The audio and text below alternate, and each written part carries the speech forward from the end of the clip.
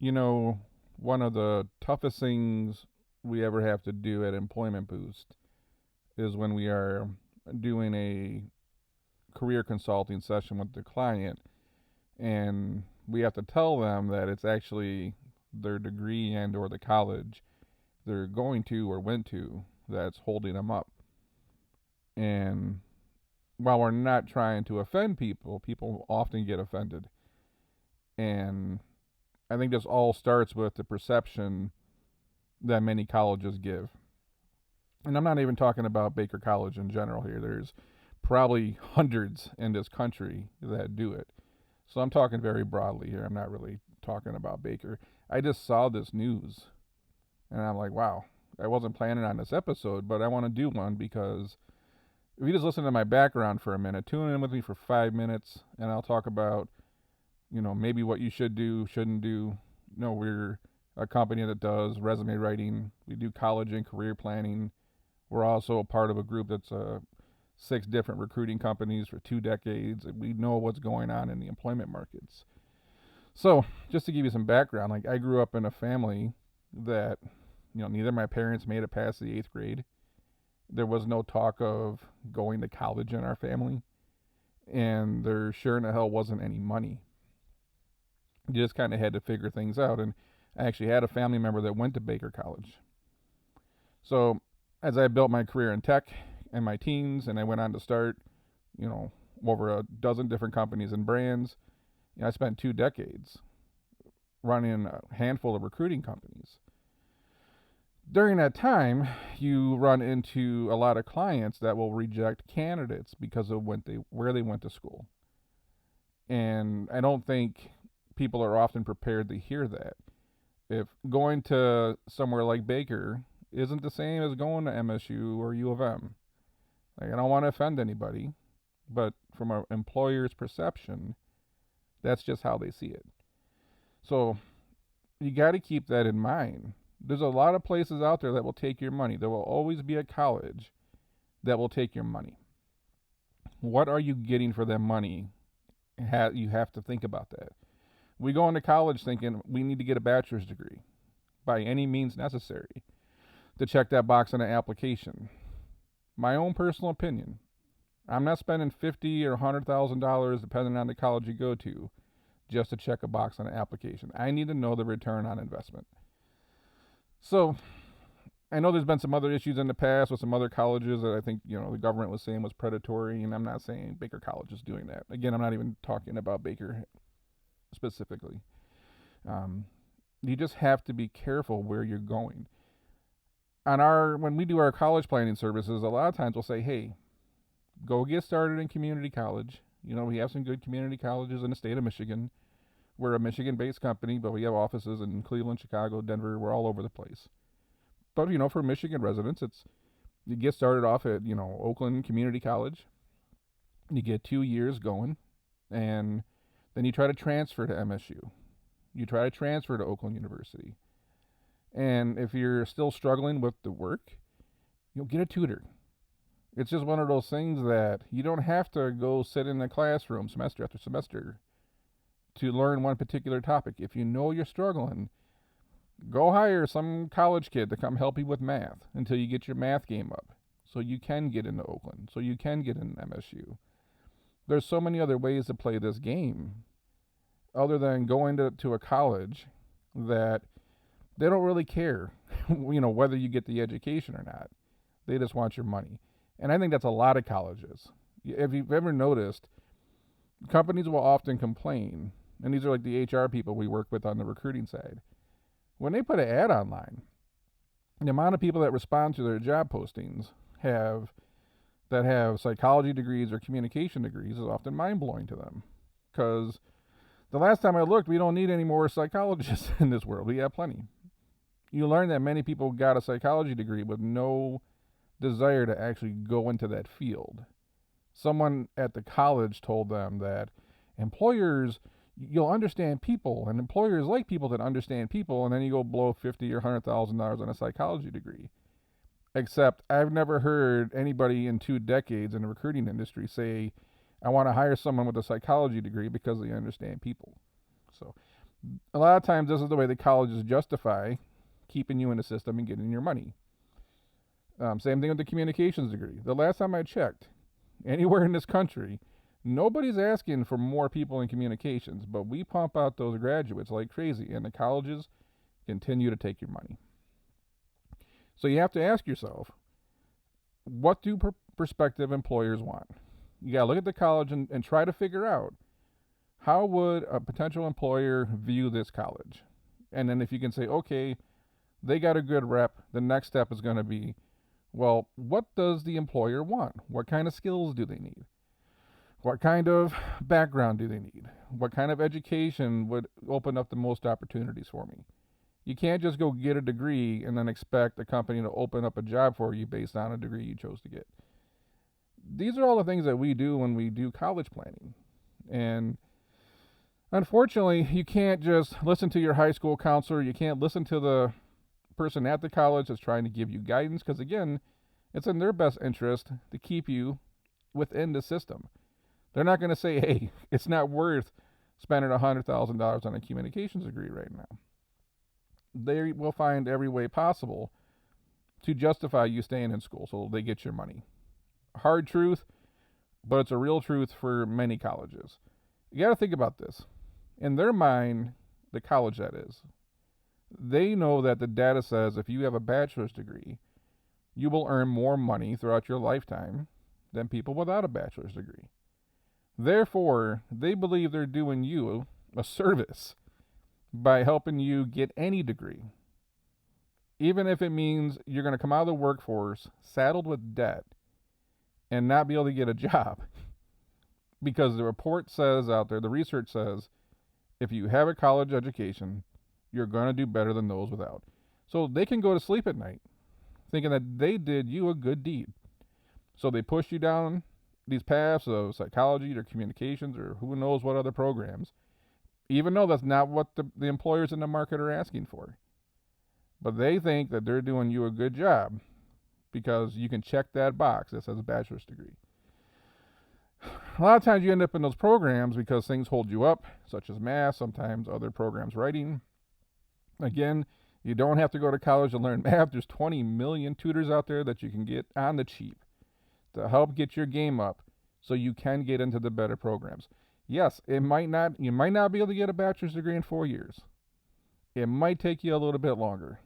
But mapping out the right plan and going to the right colleges and going into the right programs are going to net you significantly greater rewards than just going to any college that will accept you, that will push you through the system and issue you a bachelor's degree.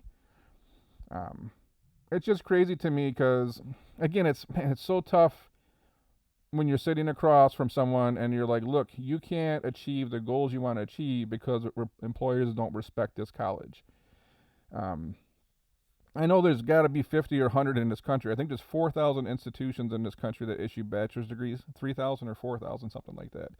There's got to be 100 that are kind of seen as like degree mills, and I'm not saying that's what Baker is. Again, I'm talking broad. You just have to be careful, and sometimes it's just going to take more work to get into the better college. But you got to step back and say, okay, if I'm spending this much money, what am I going to get out of it?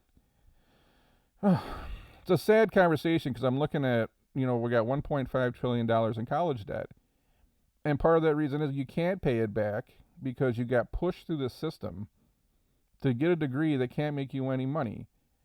And again, from someone that's been in the recruiting industry, owned recruiting companies for 2 decades, the employers are not asking for most of these degrees. And that's why you hoping you're going to come out of college and make 60, 70 grand, but you don't.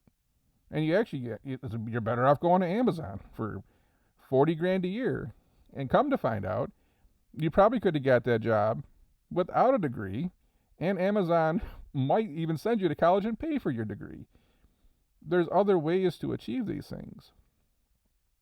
So again, it's tough when you're sitting there saying, hey, this is holding you back. I can't even tell you, in 2 decades of being in an executive search, how many HR people I've talked to that they would see a resume of a candidate, and let's just say they went to a really good undergrad school, And then they went back and they got one of those like MBAs from an online school that some of them don't have the best rep. There's some other colleges you can go to and get MBAs that don't have the best rep. And you went from having like, a top 50 or a top 100 degree from, a good undergrad degree.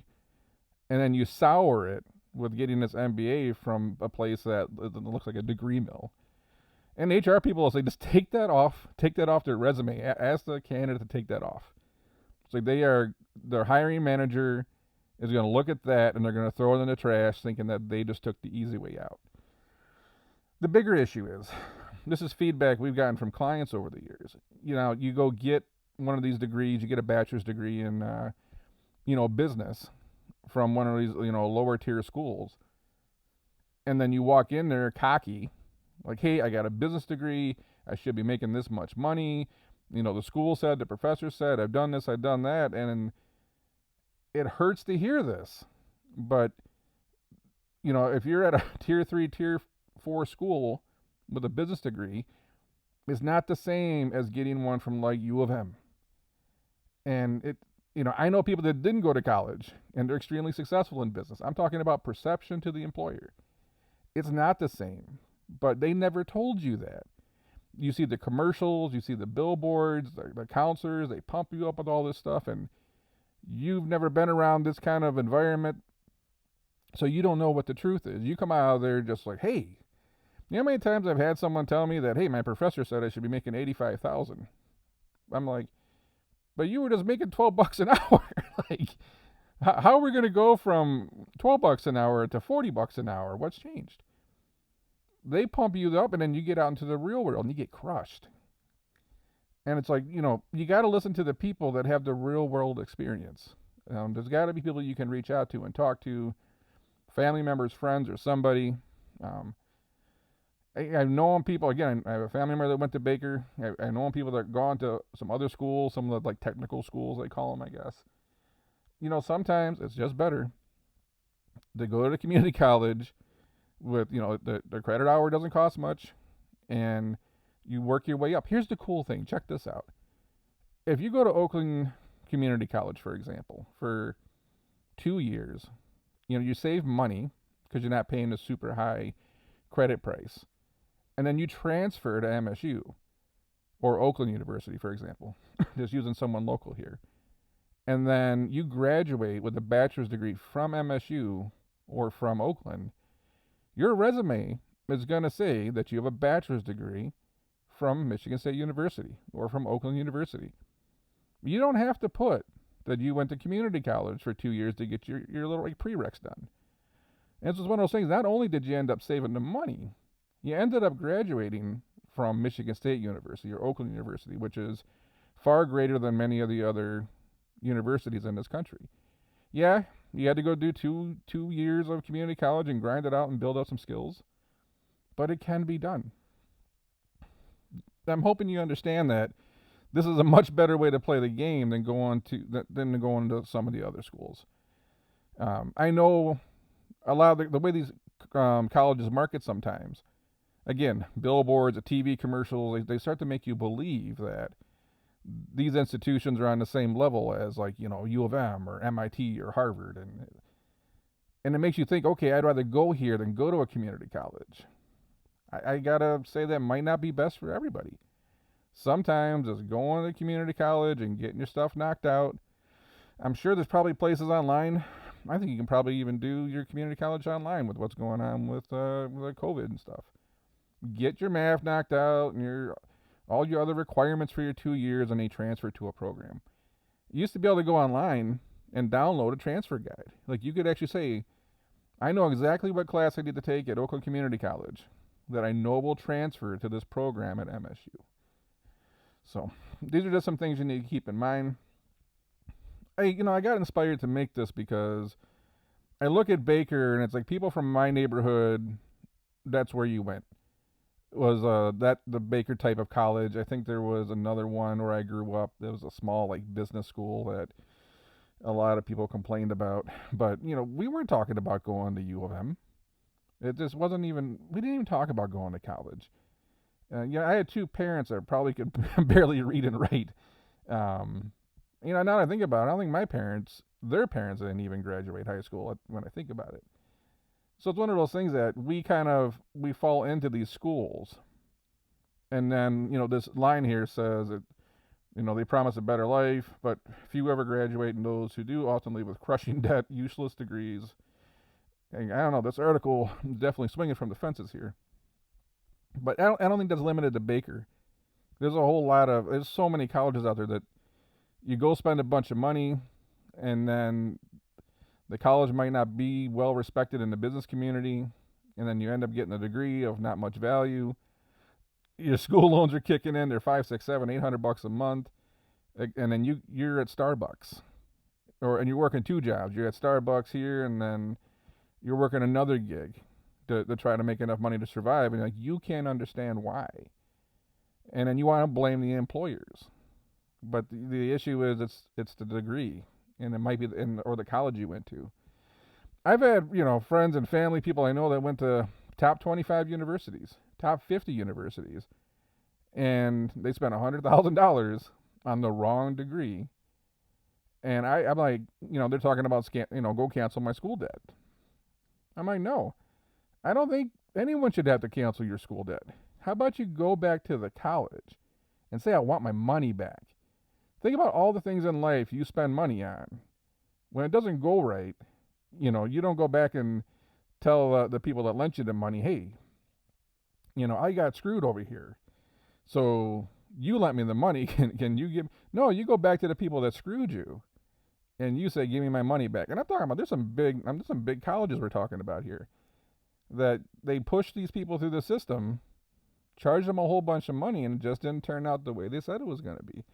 I'm like, why are you waiting for the federal government to cancel your loan? The federal government didn't rip you off. The college did.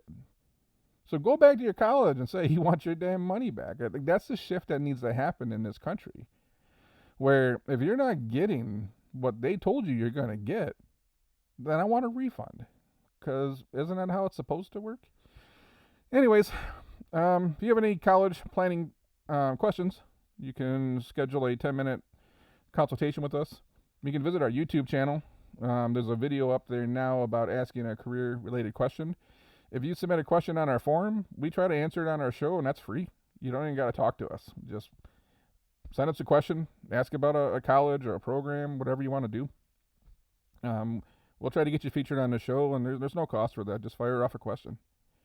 But anyways, for those people that are struggling right now, keep your heads up, and there are definitely better times ahead. But until then, we're going to catch you on the next one.